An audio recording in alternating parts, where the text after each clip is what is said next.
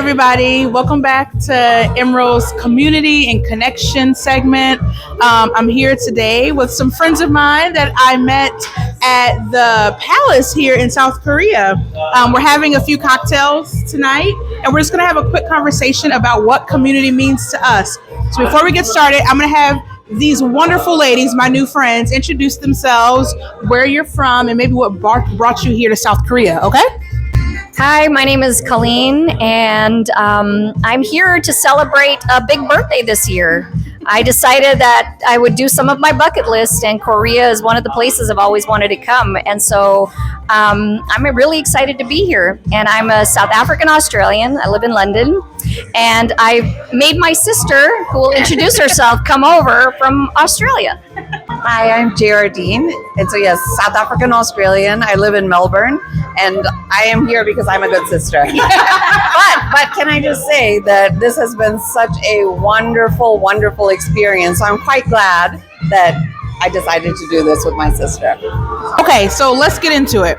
So how did we come to be sitting at a cocktail bar in a neighborhood in Seoul together? How did we get connected? I'm gonna start with you, Geraldine. We were both tired. We were all tired and really hot at the Palace. Yes. And so we took refuge in the shade. And we were sitting close to each other, but not with each other. And then for some reason, we shifted over. And then I don't even know what made us turn around. And I think when we moved over, we just said hello to each other. And then from there, we went into this whole long conversation about all sorts of stuff, really deep stuff, really quickly. Very fast.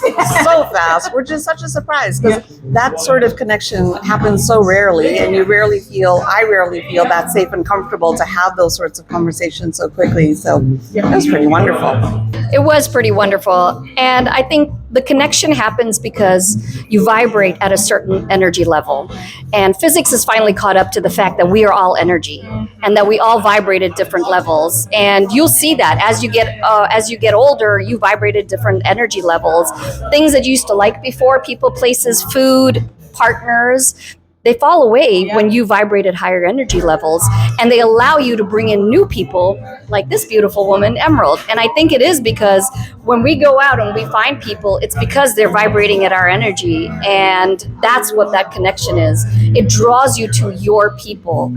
And when you find your people, the conversation becomes so easy because you've connected not just at an intellectual level, but an emotional and spiritual level.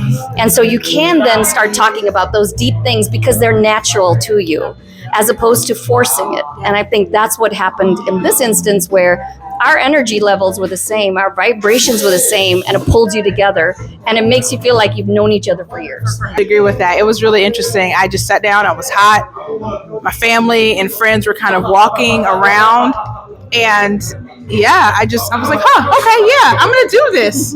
And I don't know who said something that would be considered controversial first, but what a leap of faith that was. And then for it to be received of like, yes, I understand exactly what you were saying. I love that. And I think, so my next question is usually what makes this so special. But I think, Colleen, you really just kind of spoke about that, right? Like this understanding of how we are vibrating. And there is a really interesting energy that you can feel from people, and you start to hear how they talk about the world, how they talk about people, how they talk about collectivity, how they talk about what it means to be kind and care for humanity, care for our planet.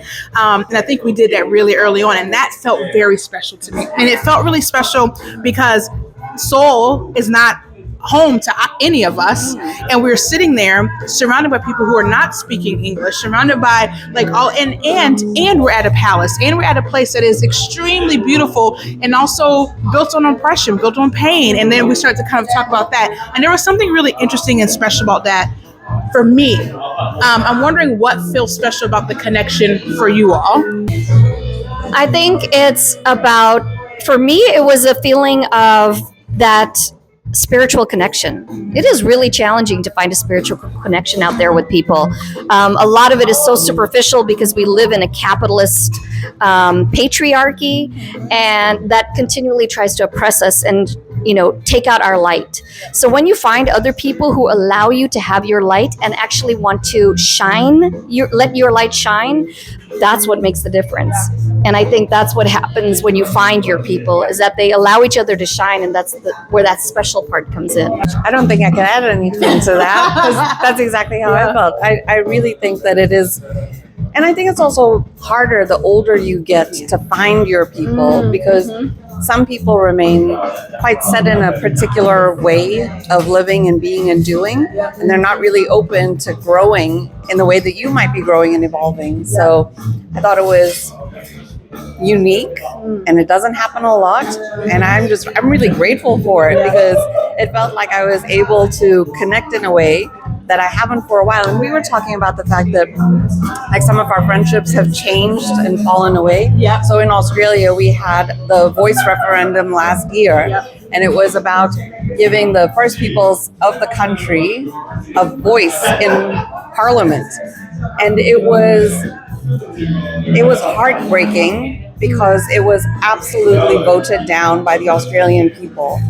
And it changed my view on a lot of the friendships that I had. So this felt like something that was, I think that I gotten a bit disillusioned, I would say, in the last little while at people who I thought I knew, but I realized I didn't. And so to find this sort of connection with somebody that I have met, for like 3 days, or actually it started from the very moment that we started talking, was just phenomenal. I'm wondering, so we're talking about our specific connection, but why do you feel it's important for us to try to find connection and community globally? Let's talk a little bit about that. And I have some ideas, but I would love for whoever is watching this to kind of hear from you all, especially, and these are things that you all don't know, but I know because it has been 3 days. Y'all are so well traveled. You have community globally. I like to feel like I have community globally. What has that felt like for you all over the course of your life, and why is that important? I think when you have community, when you actually connect with people globally, you see how similar we are as opposed to how different we are. And a lot of the differences are only emphasized by white supremacist structures. Because at the end of the day, we are all really the same people. I was at university in Texas for my bachelor's, and I went to Mexico, and this grandma on a ranch gave me a dish, and she said, I don't know if you're going to like this. It's a very typical dish. And she said, it's called menudo. And I looked at it, and I'm like, oh, we eat this in South Africa. It's called tripe. Now, that was unexpected for me.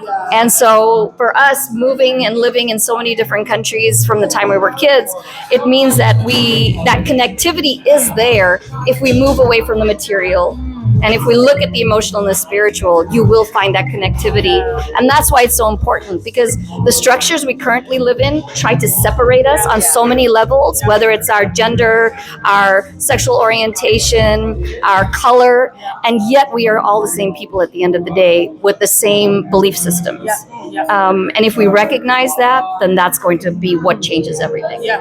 Just adding to that, I mean, the fact is, we think that the best education that we've had, and we've been so incredibly blessed and lucky, was getting to move around growing up, because it exposed us to things that we would not have been exposed to if we had stayed in the same place, and our lives and our outlook would have been so much narrower. There's so much to learn and to benefit from in this world, and keeping it, constrained is to nobody's benefit. I completely agree. And let me tell you this, one of the reasons that I love making connections globally is because I get to learn from people. I completely agree with you, Colleen, that we get to understand like how we are all very similar when we kind of distill down what it means to be human. And there is something so beautiful about being able to learn something that, you don't know what you don't know, and just being able to like listen and share perspective, which is what I've been able to glean from you all over the last couple of days. And I am so appreciative of it. And I'm coming to Melbourne. Like you think I'm joking. And we will go to the room. Let's do it. So thank you all. Thank you for doing this. I really appreciate you just taking the time to say, we'll let you talk to us a little bit about this. And the last couple of days have been wonderful. And so thank you all for this. And for all of you out there, thank you all for watching. We'll be back soon with another episode. Stay tuned. Continue to Forward Family Travels. Bye.